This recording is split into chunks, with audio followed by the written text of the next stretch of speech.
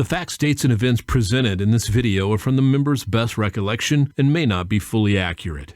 This video is intended for entertainment purposes only. Always consult with your local union about your rights and duties at your workplace. The opinions shared on this video are our own and do not necessarily represent my employer's positions, strategies, or opinions. All views shared are protected under the National Labor Relations Act.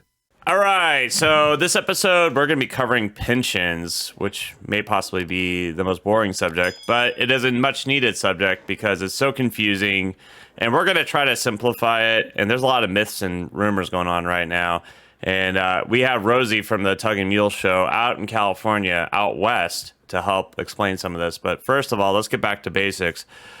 Greg, when we talk about pensions, are the pensions the same all across the country, or are they different? They are completely different. Some are big, some are small, some are single employer, some are multi-employer. They all have different structures of how you get paid out, what you get paid out.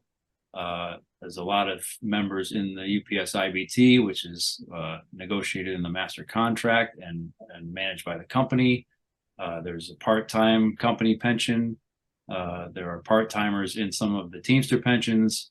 It's safe to say that there are no two pensions alike.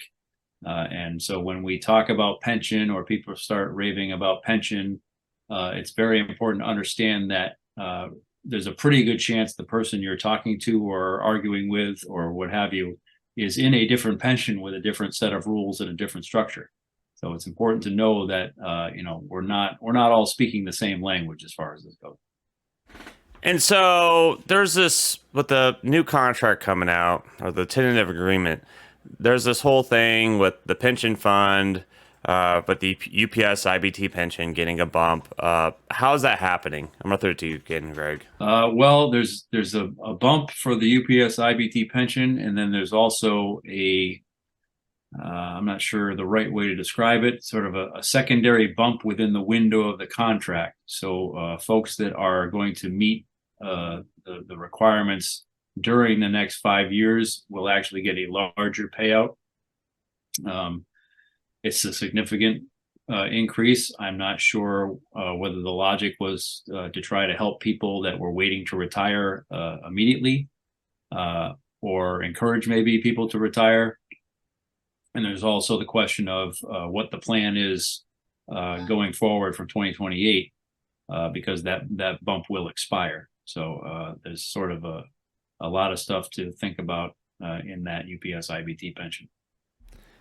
And so there's a lot of rumors circulating right now, and this is where I'm going to throw it to Rosie. What's with the Western pension plan right now?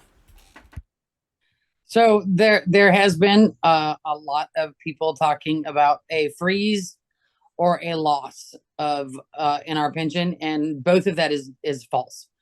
In fact, if you read the actual supplement rider language in the Southwest, you'll see that there actually is a pension contribution coming to everybody out here. And I think people need to understand that we have one of the strongest, if not the strongest pensions in the nation. And our pension is very well funded. So the members need to really focus on the language within that's out there for us in the West and understand that there is a pension contribution coming and that they're not going to be losing any money. When they retire in, whether it's this year or next year, they're going to be retiring with the same money that they would have gotten with this pension contribution, and probably more because we are getting more money put in our fund. So they're not losing anything in any aspect at all. And I know there's been a big fear that they may lose something, and that's just not true. We're not losing anything in here in the West. We're going to be staying just as strong. We're going to be just as funded. We're almost at 100% funded. And so we're fine financially out here and fiscally out here. Absolutely. And it's been really wild with this contract is that we've been seeing a lot of misinformation out there, and you got to be very careful of what you take in and what you don't take in, and just research it yourself if you have to. But, she's absolutely right on a lot of that. Anyways, that's all I got. Let's get into the next episode.